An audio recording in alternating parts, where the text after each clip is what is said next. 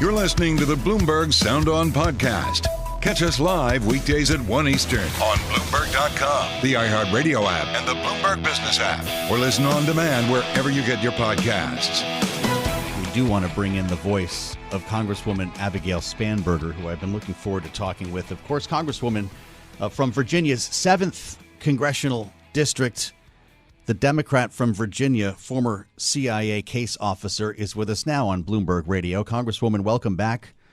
I don't want to turn you into a legal analyst, but last time we spoke, you had pretty strong feelings about the classified document case against Donald Trump. And I wonder if you think between the special counsel and this case in Georgia, if there is a strong enough indictment against him following the events of January 6th.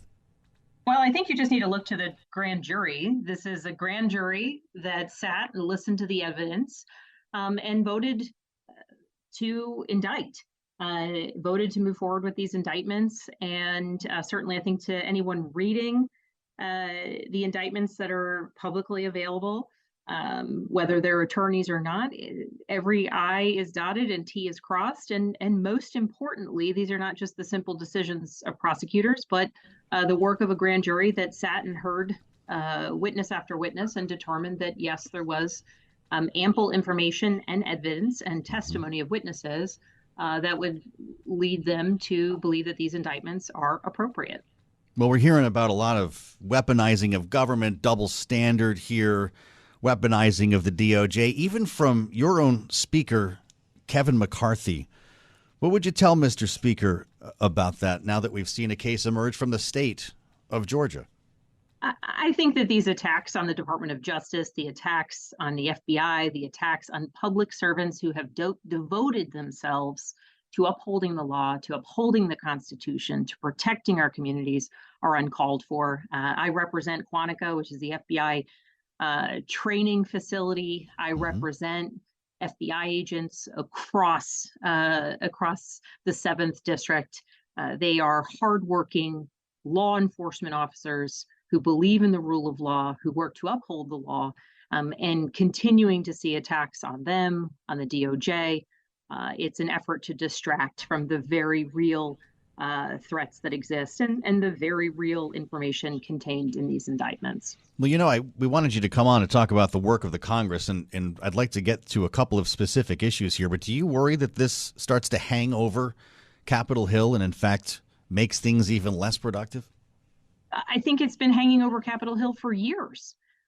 If you'll remember, under former President Trump's presidency, he had regular attacks against the intelligence community, the very people who were risking their lives and living overseas and collecting vital information so that we understood the threats that emanate from Russia and from Iran and from China.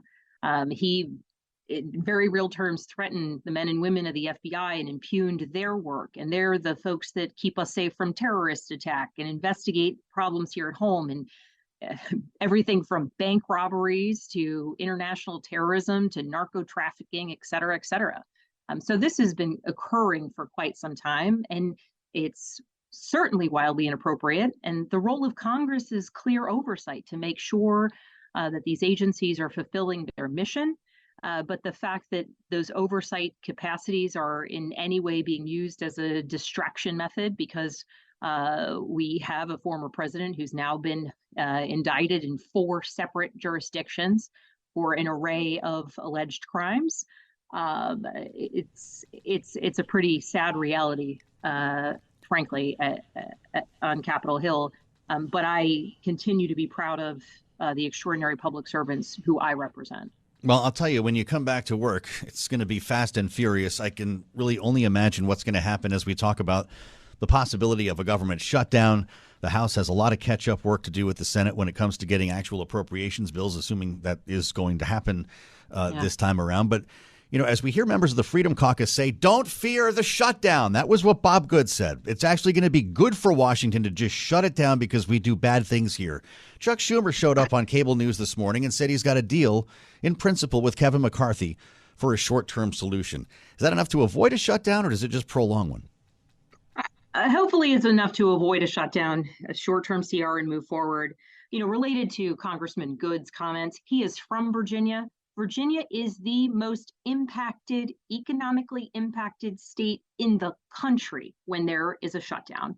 The fact that any representative who represents the Commonwealth would say there's nothing to fear in a shutdown shows an absolutely outrageous lack of understanding of what it means to have a government shutdown occur.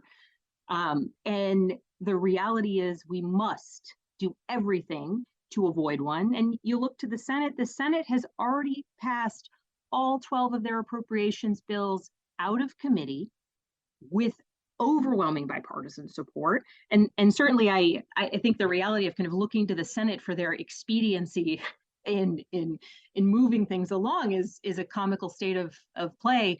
But the reality is that we should follow their lead, recognize the work that they have done, and move bills in the House that are reflective of what has already garnered the broad bipartisan support necessary to pass through the Senate, because likewise, those bills would pass through the House. It does seem like the House, the Senate are in different orbits right now. Is it possible to avoid a government shutdown, or is it inevitable?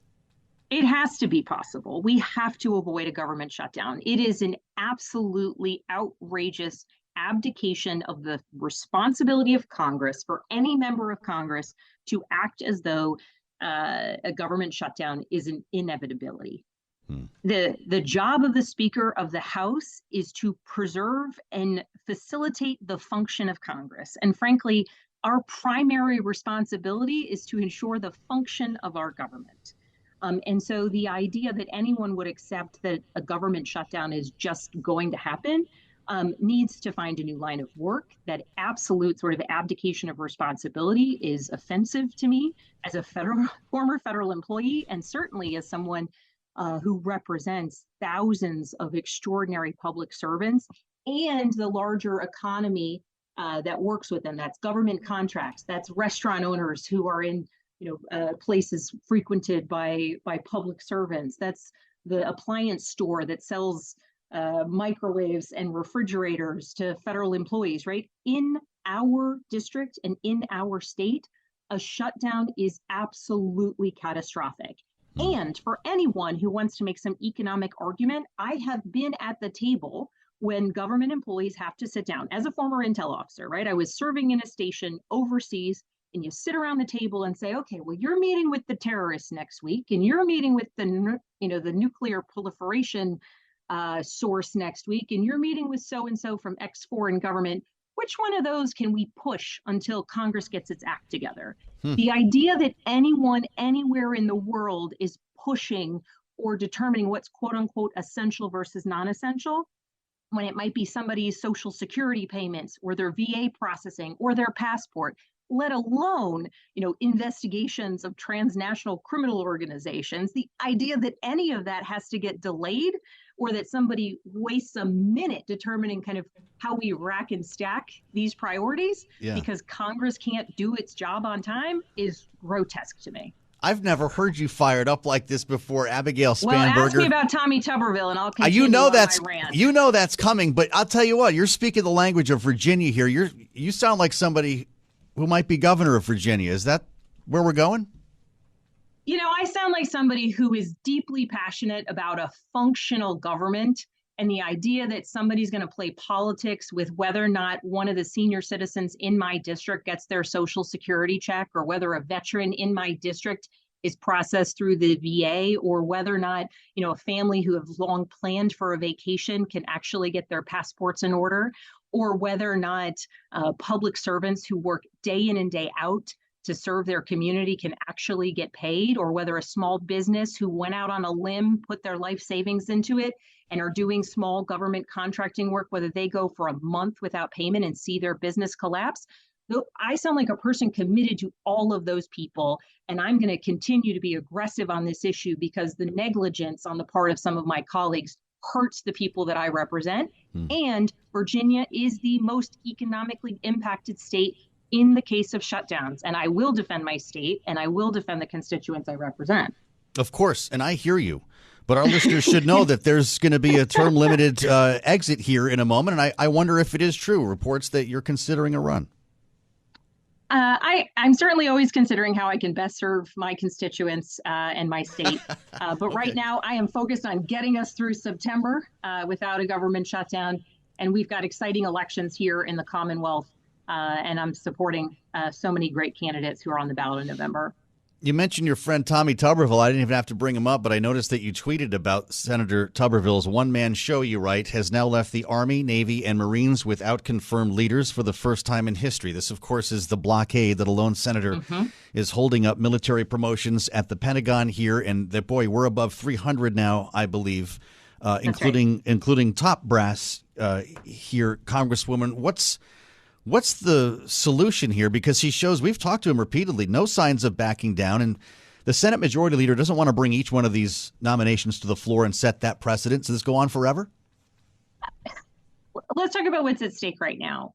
Our enemies are watching, right? Russia's watching. China's watching. Iran is watching. I don't want to hear a single China hawk say anything about China without then saying, and this is why we need to have top leadership in our military. Let's talk about what we're talking about.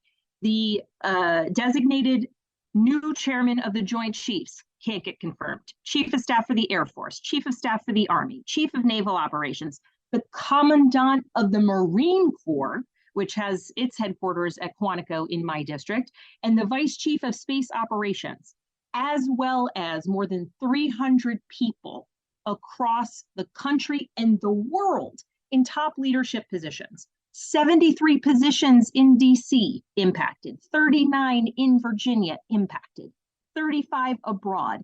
And if this doesn't end, we are on pace to see approximately 650 positions unfilled and unable to be confirmed because of Tommy Tuberville. That's 650 out of 852, right? Like, that is outrageous. And we're going to talk about the threats that exist on the global stage, and yet one man is going to be able, because of his culture war and one-man march, he's going to keep our military from being ready to address the threats that exist.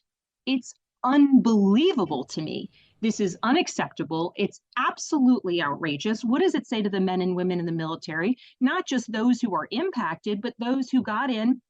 Maybe they're at year 15 and they're trying to determine, do I stay in the military? Do I commit? Do I try to go to one of those flag officer positions? They know that every step of the way, one ridiculous person could stand in the way of their ability to serve our nation. I mean, the ramifications are unbelievable, and this needs to come to an end.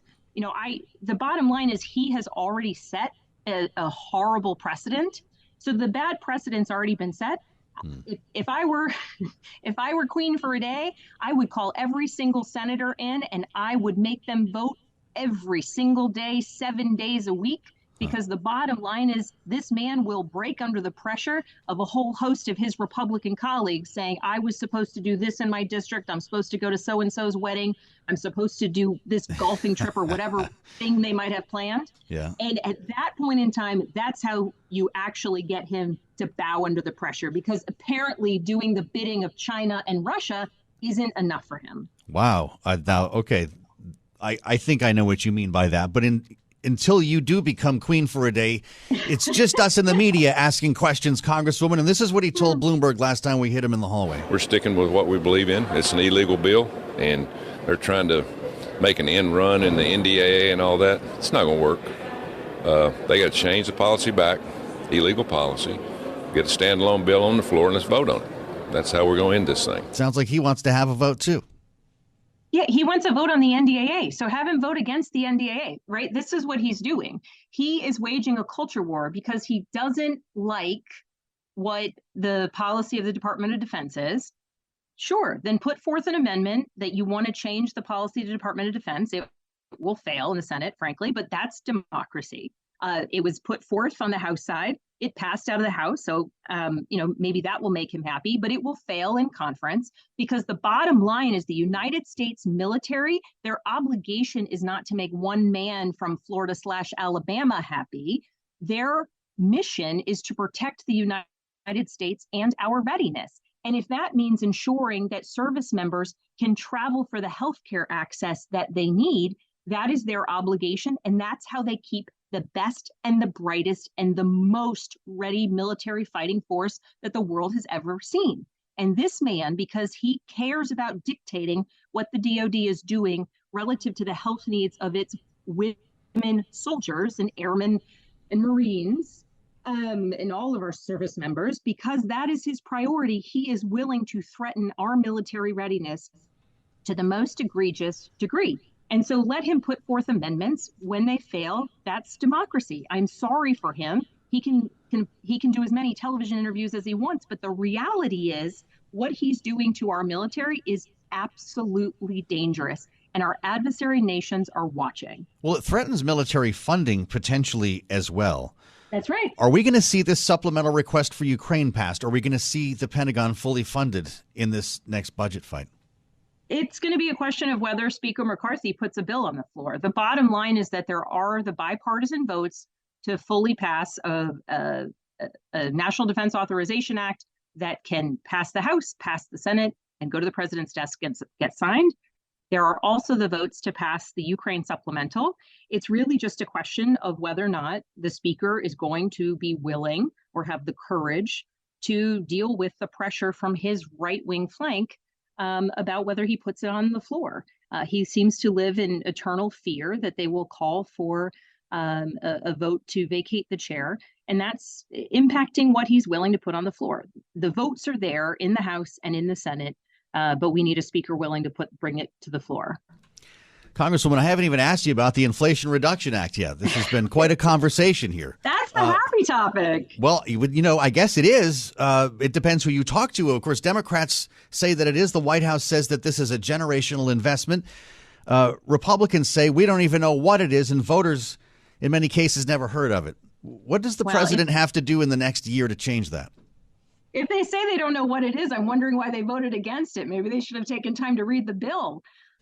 Because this bill made major impacts across the board for the people that I represent. And I'll just focus, frankly, on prescription drugs, because that's where we are already seeing the impact on constituents. It gave Medicare the power to negotiate some of the most expensive and most used drugs in Medicare Part D. That lowers prices. It capped out-of-pocket costs for Medicare beneficiaries to $2,000 per year. And if you're a retiree, that's extraordinary. That is so helpful. It created penalties. We want to talk about inflation.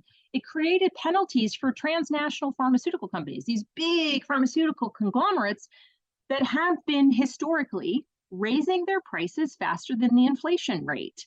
And to say, wait a second, we recognize that these companies are, moving with markets, but if you are increasing your fees far past the inflation rates, there's going to be a fee for that. It made necessary vaccines like the shingles vaccine free for hundreds of thousands of Virginians who use Medicare.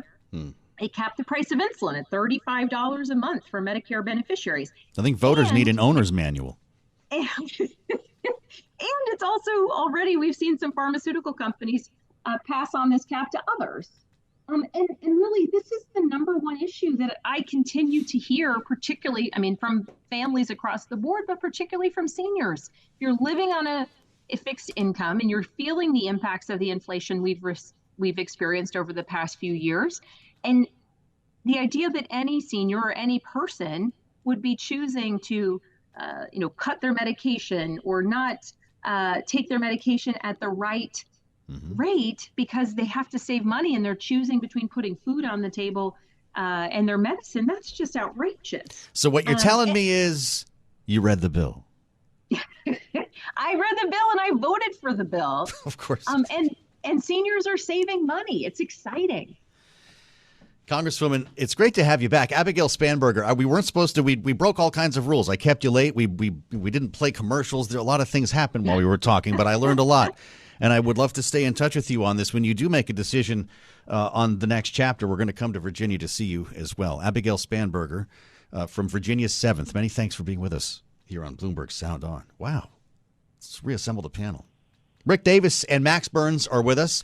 Rick, that sounded like a whole new Abigail Spanberger in a lot of ways. I could ask you about a lot of the issues that we discussed, but is this someone aiming for higher office?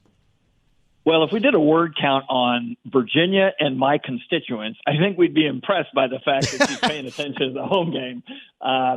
Look, I mean, she's obviously been able to get reelected to an incredibly difficult district and show her political prowess, both legislatively and politically. So, there's probably a future for that Congresswoman somewhere in the state of Virginia, but we'll see where she winds up going. In the meantime, I mean, so much to unpack from that great interview, Joe. Well done.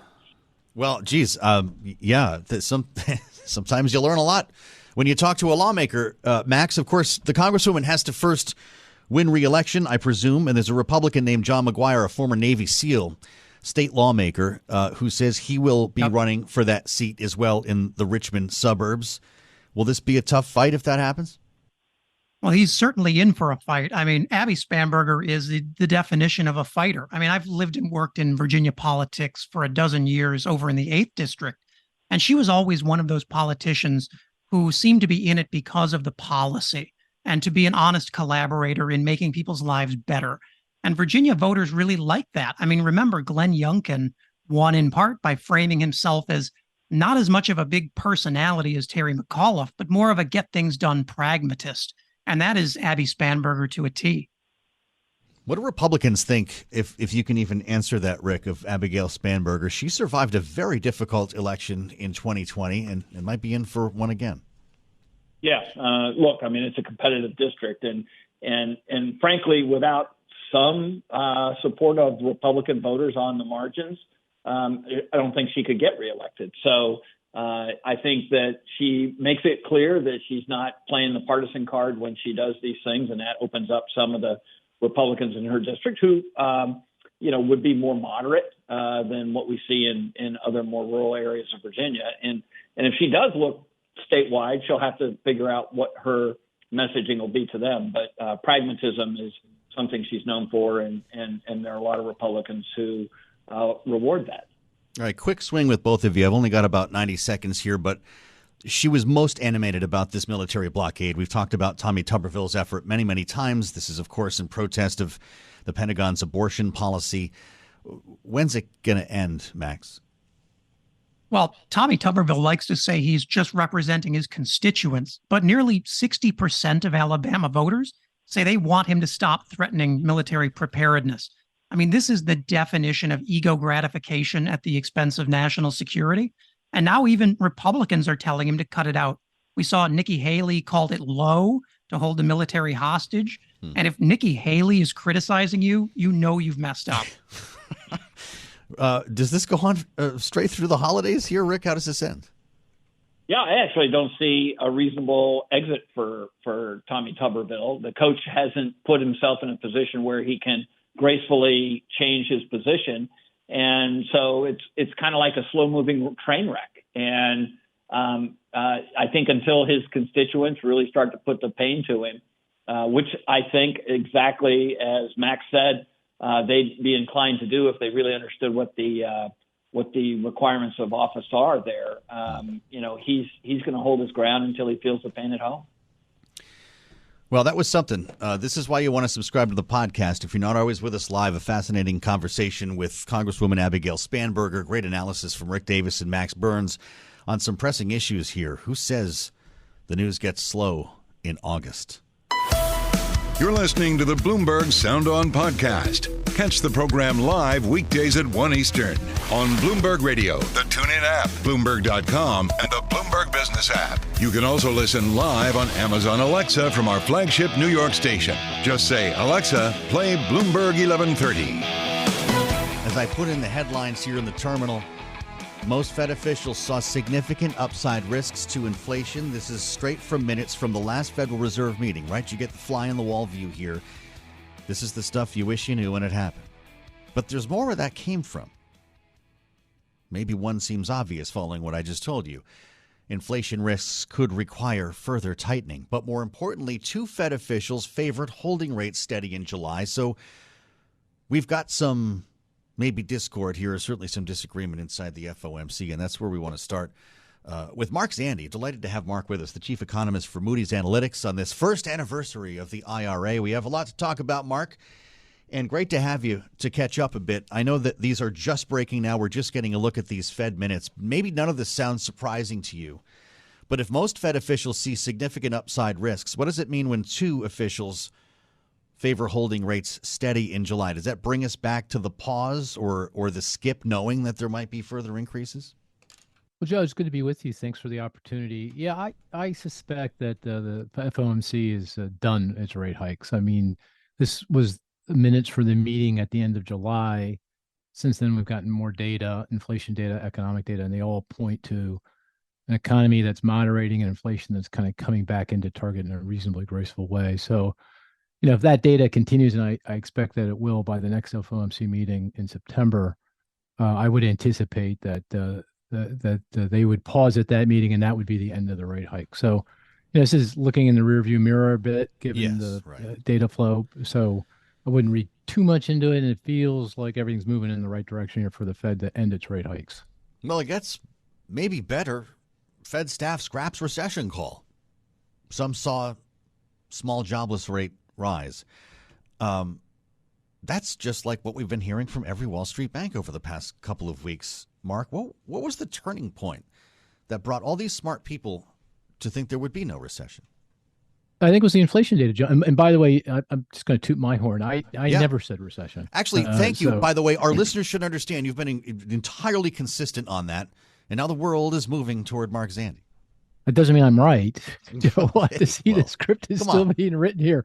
But people are changing their views, and I think it goes to the inflation statistics. They're very good. I mean, just to give you one, overall consumer price inflation is year over year through the month of July is excluding housing down to 1%. Core consumer price inflation, so excluding food and energy, excluding housing, is down to 2.5%. Joe, that's inflation at target. So the only thing that needs to happen here is for housing inflation to come back into something that's more typical. And that's going to happen. We know that with a high degree of confidence because that's tied to market rents. And we know rents are flat to down since the end of last year. So, the forecast for inflation to get back to the Fed's target by this time next year is a really pretty good one without any more rate hikes, without recession. I think it's that kind of realization that, that inflation calculation that is changing people's minds that, maybe this economy can get inflation back in the bottle without having to suffer a recession. The question then, I guess, becomes, for how long? And if we don't see, cuts coming anytime in the near future, could this just be the new normal? Yeah, I suspect the bar is really high. The minutes would suggest the bar is, really quite high for rate cuts. I mean, I think the Fed. I mean, next year, just the foreseeable future. Could we be at these levels for years?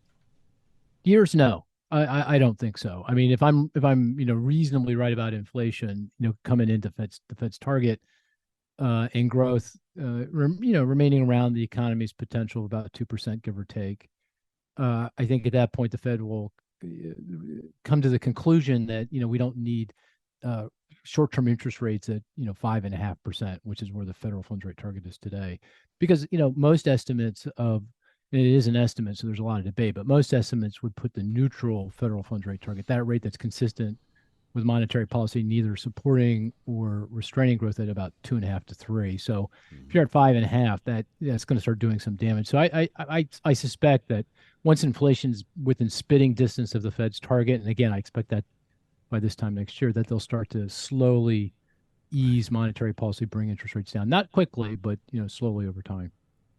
Mark Zandi, hold that thought. We're going to go straight to the Fed for just a moment with Bloomberg's own Kayleigh Lines, who was in the lockup for all this stuff and has all of this breaking news for us. Kayleigh, it's great to talk to you.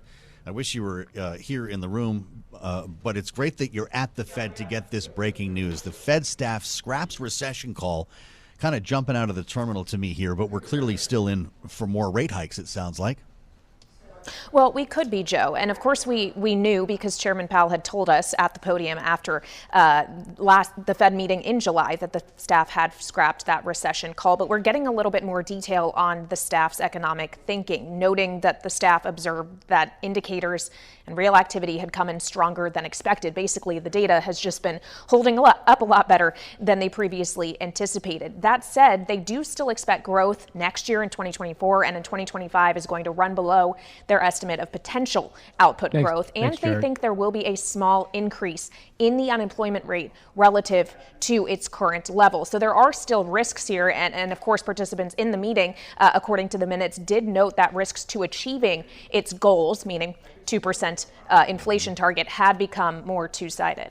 Of course, Mark just made the point, Kaylee, this is rear view mirror. So how much stock should we put in what was said at the last meeting?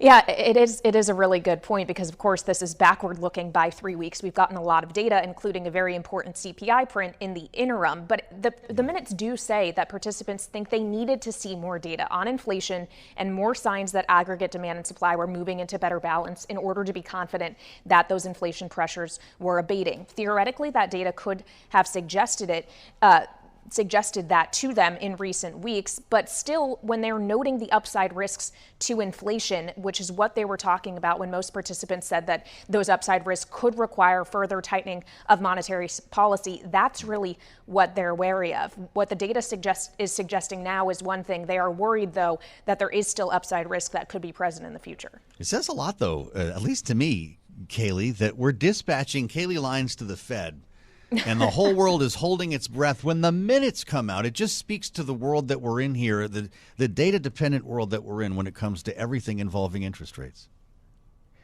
Yeah, that's exactly right. Anyone is looking for any semblance of clarity they can get in regard to the Fed's thinking. And luckily, now that we've got the minutes today, they don't have to wait too much longer for even fresher views because Jackson Hole is next week, Joe. I unfortunately don't get to go to Jackson Hole like I got to come down to the Fed today, but, a girl can dream. I bet you Michael McKee's got that cowboy hat ready, though, doesn't he? I bet he does. It's great to have you from the Fed, Kaylee. We'll see you back here in the Bureau. Kaylee Lines, Bloomberg's very own, who we normally spend time with every day in this hour. And I want to bring Mark Zandi back, again, the chief economist for Moody's Analytics, I don't know if it's possible to put a bow on this, Mark, but I'm pointed to mortgage rates, 30-year, hitting 7.16% last week, the highest since 2001. Incidentally, that was the year I bought my first home, and that seemed pretty good back then. It seems outrageous now. Indeed. Well, with a 10-year at 4.25, the spread against mortgage rates are awfully high, about 300 basis points. That's how you get to 7.25. Yeah. If what I've noticed is that if you're at 7% or above, that's when the housing market really takes it on the chin. People pull back. So yeah, is this the breaking point? Yeah, I think if we stay over 7, I think we'll start to see. We had been seeing some stabilization in the single-family housing market, right? Because mortgage rates had gotten back down closer to 6, and felt like that was breathing some life back into the market. But when you're 7% plus, and now it feels like we're going to be here for a little bit, affordability is now completely out of reach, and I would expect the market to start weakening again, and we'll start to see some house price declines here in the near future. But that's part of the process. I mean, the Federal Reserve is working hard to slow the economy's growth by raising rates. The most rate-sensitive sector of the economy is single-family housing. So, if single-family housing isn't taking it on the chin, then what is, and the Fed's not going to get what it needs, or what it wants in terms of slowing growth and getting inflation back down to target. So this is, it's no fun. It doesn't feel good, but this is, I think, by design, part of the process. As the yield curve gets back to something more normal, though, what does that mean for mortgage rates going forward? That would be great, right? Then they'll start to come in. That spread I mentioned between mortgage rates and the 10-year Treasury yield at 300 basis points. That's almost double what it is typically, and there's lots of technical reasons for that. One of which is going back to the inverted yield curve. So that spread is going to remain very, very wide until it's clear that that yield curve is starting to move in, and then I expect the spread to come back in. Just to put a stake in the ground, I think in the long run, abstracting from the ups and downs in the economy and everything else, the 30-year fixed mortgage rate should be somewhere between 5.5 and 6. So, 7's too high, but I don't think anyone should expect to see mortgage rates back down to like into the 3s, which is where we were before the Fed started raising rates. I hope everybody's taking notes. You're not selling till 5.5. Got it from Mark Zandi. So, Mark, it was 1 year ago today. Here you go. It's now law. The signing of the Inflation Reduction Act. It was a big moment for Joe Biden. God, they even played Hail to the Chief. Joe Manchin shared the stage with him at the White House. There's been an issue ever since then, and people understanding what the heck it is and why it matters. And I remember talking to you going all the way back to this thing called Build Back Better, which they took the pieces from that, turned it into the IRA. And I wonder if you feel as upbeat about things now as you did a year ago, knowing that it's going to take time for a lot of this stuff to take hold. There are also new questions about what it might cost. Yeah, I still feel really good about it. I mean, at the end of the day, the Inflation Reduction Act was really about climate risk, climate mitigation, trying to take a step in the direction of reducing our CO2 emissions, because that's critical, I think, here, to ensure that temperatures don't continue to rise and we don't have more economic loss due to hurricanes and heat stress and everything else. So, I think this is vitally critical and we got to get going. And I think this was a good, strong step in the right direction. It's not, the IRA is not using sticks to get people moving on reducing CO2 emissions. That would be like a carbon tax. We just aren't politically able to do that. This is all about carrots, tax credits to get the private sector to move in the right direction here to address climate risk. And it's working. And actually, the interesting thing, as you point out, is it's working much better than anticipated. The private sector is all in on these tax credits, and it may end up being more expensive. There are pay-fors in the IRA, meaning there were efforts to raise revenue and cut other spending to pay for the IRA. It doesn't look like that's going to happen, at least not in the next 10 years. But if you extrapolate out for 20, 25 years, then it is very, very much paid for. And then after that, the benefits are quite enormous because it does go to reducing, CO2 emissions and temperature rise, which is really going to be important, as you move towards the mid part of this century. But it's called the Inflation Reduction Act. Should it have a different name? Well, as you may recall, we were in the middle of the inflation was just raging. Seemed like a good brand, I guess. Yeah, you need to do something to get across the finish line politically, and I think that's what it was. There were some other elements of it that did reduce the cost of living for people. I mean, there was, things related to Obamacare subsidies, so to make it more affordable to afford health insurance, and some things to reduce the cost of prescription drugs, those kinds of things. So it's not completely devoid of, efforts to reduce inflation, but obviously that was a marketing, ploy more than anything. Hey, it's great to catch up with you, Mark. Mark Zandi, the chief economist for Moody's Analytics, on a score of topics. Happy birthday, I guess, IRA. You're listening to the Bloomberg Sound On podcast. Catch us live weekdays at 1 Eastern on Bloomberg.com, the iHeartRadio app, and the Bloomberg Business app. Or listen on demand wherever you get your podcasts. We bring you back to Kayleigh Lines for some final thoughts. Fresh back from the Fed. And as they say, Kayleigh, time is money. And if you're the Secretary of State, you don't have a lot of time. This is true. And so when it comes to the matter of Barbenheimer, it's pretty tough to get there, right? 3.5 hours plus 2-something hours. Yeah. I haven't seen either of them. It's like a half-day commitment. Right, exactly. But you better believe this came up at the briefing today at the State Department. A related note. Have you seen Oppenheimer yet? And if you have, what do you think? I'm glad that these are two very distinct questions. To take your second question first, no, I've not yet seen Oppenheimer. I'm trying to find 3.5 hours necessary to watch it, but that it's is also expensive if you do it at the IMAX. Well, it is in the cards, or we'll wait till it starts streaming. But I am. Imagine the soul-crushing sound for Christopher Nolan to hear the Secretary of State indicate he may watch it streaming on his phone, maybe. But what about the other movie? I also look forward to seeing Barbie. Yes, but can't leave that out. No set plans to do that again. Have to find the time. Maybe we can do a double feature in the briefing room. That's so. For those who've seen neither movie. Okay, Christopher Nolan and Greta Gerwig. need to get him like a copy before the DVD comes out. Send it with him on the State Department plane for the next time he travels and has a really long flight halfway around the world. That's a perfect and that's solution. what he can watch. He's got nothing but time. Yeah, of course, nobody's trying to call him or anything at that point on a plane to some summit in another country. But I think we know what the weekend plans are for Antony Blinken.